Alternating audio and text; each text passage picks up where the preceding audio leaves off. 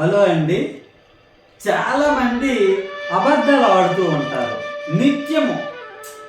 అంటే ప్రతి చిన్న విషయానికి అబ్బా నేను ఇది చేయలేదు, అబ్బా నేను ఈ దొంగతనం చేయలేదు, నేను వాడిని కొట్టలేదు అనేసి అబద్ధాలు ఆడుతుంటారు. అదే గ్రామ స్థాయిలో అనుకోండి, ఆ పక్క వాళ్ళ పొలాల విషయంలో కానీ, తగువులు వచ్చేటప్పుడు కానీ నేను చూశాను నువ్వే తప్పు చేశావు అని అంటారు, మీరే ముందొచ్చి కొట్టారు అని అబద్ధాలు ఆడుతుంటారు. ఇలా అబద్ధాలు ఆడేవారిని గ్రామకర్త అంటే గ్రామంలో ఉండే పెద్దకి తెలిసిపోతుంది, వీడు నిజం చెబుతున్నాడా అబద్ధం చెబుతున్నాడా అనేసి విషయం మన గ్రామ పెద్దకు తెలుస్తుంది. కానీ ఈ అబద్ధం ఆడేవాడు చుట్టూ ఉన్న నలుగురు పెద్దగా అరుస్తారు, వీడు చెప్పింది నిజము, వీడే చెప్పింది నిజం, అతను చెప్పింది అబద్ధం అనేసి చెబుతూ ఉంటారు. కానీ ఇక్కడ మెజారిటీ ఆఫ్ ద పీపుల్ అబద్ధం ఆడేవాడిని సపోర్ట్ చేయడం వల్ల గ్రామ పెద్ద కూడా ఏమీ చేయలేడు. అంటే నిజం తెలిసినా సరే వీడు అబద్ధం ఆడుతున్నాడు అని నిజం తెలుస్తుంది, ఇద్దరితో గొడవ పడేటప్పుడు వాడే ముందొచ్చి కొట్టేస్తాడు బలముందనో ఏదనో. కానీ అతన్ని ఎక్కువ మంది సపోర్ట్ చేయడం వల్ల అది నిజముగా జరిగిపోతుంది. కానీ గ్రామ పెద్దకు ఎవరు నిజం చెప్పారు ఎవరు అబద్ధం చెప్పారన్న విషయము తెలిసిపోతుంది. కానీ వాడు అబద్ధం ఆడినంత మాత్రం అది నిజము అయిపోదు. కానీ ఈ సత్యం ఆడుతాడు చూడండి, లేదయ్యా నేనే తప్పు చేయలేదు, వాళ్ళే ముందుగా మా మీదకి దెబ్బలాటకు వచ్చారు, లేదా మా పొలాన్ని ముందు నీరు వాళ్ళే తీసేశారు అని వీడు నిజాయితీగా చెప్పినా సరే ఎవ్వరు నమ్మరు. ఎందుకు? ఇతని బలహీనుడు కనుక. కానీ సత్యం చెప్పేవాడిని ఎవ్వరు గమనించకపోయినా భగవంతుడు అనేవాడు తప్పనిసరిగా గమనిస్తాడు. ఇక్కడ భగవంతుడు అంటే ఎవరు? ప్రత్యేకించి ఎక్కడో ఉంటాడా? ఆకాశం నుండి ఎవరైనా ఊడిపడతారా? అలా ఏం లేదు. సత్యం ఆడేవాడిని నీలో ఉండే అంతరాత్మ నువ్వు నిజం చెప్పావా అబద్ధం చెప్పావా అన్నది కంపల్సరీగా ప్రశ్నిస్తుంది.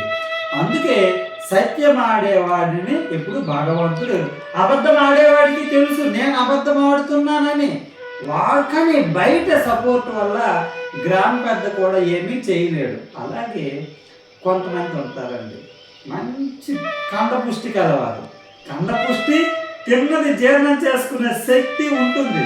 కానీ బయటకు వచ్చాక అబ్బే నేను అంతగా తిననండి, తిండిపోతూ అని అంటారే, ఆ తిండిపోతుంటే ఆహారం ఎక్కువగా తినటం, అవసరమైన సమయంలో కాదు అనవసరమైన సమయంలో కూడాను ఎప్పుడు నిరంతరము అది ఇది ఈరోజు బొబ్బట్లు వేసి పెట్టు, 2 చపాతీలు పెట్టు, చపాతీలు అయినంత 2 పుల్కాలు పెట్టు, తెల్లవారు లేస్తే 2 ఇడ్లీలు, 3 టీలు, 1 అర లీటర్ పాలు, 4 గుడ్లు, అంటే పడుకొని లేచి నుండి మళ్ళీ నిద్రపోయేంత వరకు తింటూనే ఉంటాడు ఎక్కడ ఇంట్లో. కానీ బయటకు వచ్చేటప్పటికి లేదా నేను పర్ డే ఓన్లీ 1 పూట తింటాను, పెద్దగా నేను తినను అని అంటూ ఉంటారు. కానీ నువ్వు తిండిపోతావా కాదా అని బయట వాళ్ళకి తెలియకపోవచ్చు, కానీ మీ ఆవిడికి తప్పనిసరిగా తెలుస్తుంది. ఎందుకు? నీకు అన్ని చేసి పెట్టింది ఆవిడే కాబట్టి.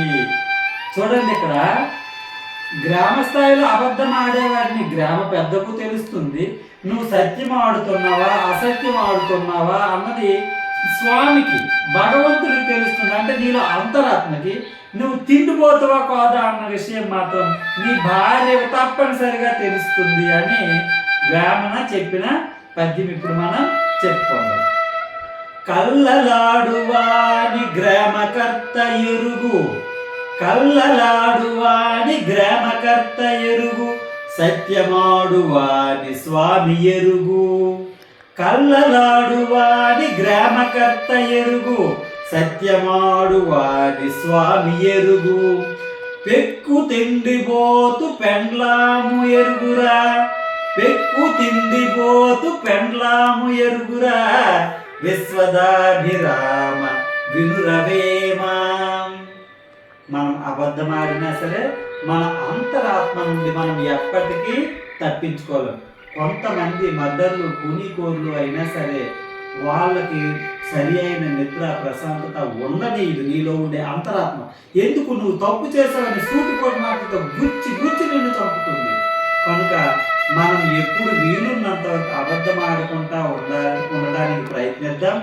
అలాగే ఆహారం విషయంలో కొన్ని నియమాలు పాటిస్తే మనం ఆరోగ్యంగా కూడా ఉంటాము అన్నది ఈ పద్యం యొక్క భావం. ఈ విశ్లేషణ నచ్చినట్లయితే లైక్ చేయండి ఫ్రెండ్స్, అలాగే మీకు తెలిసిన మిత్రులకి షేర్ చేయండి. థ్యాంక్ యూ అండి, నమస్తే.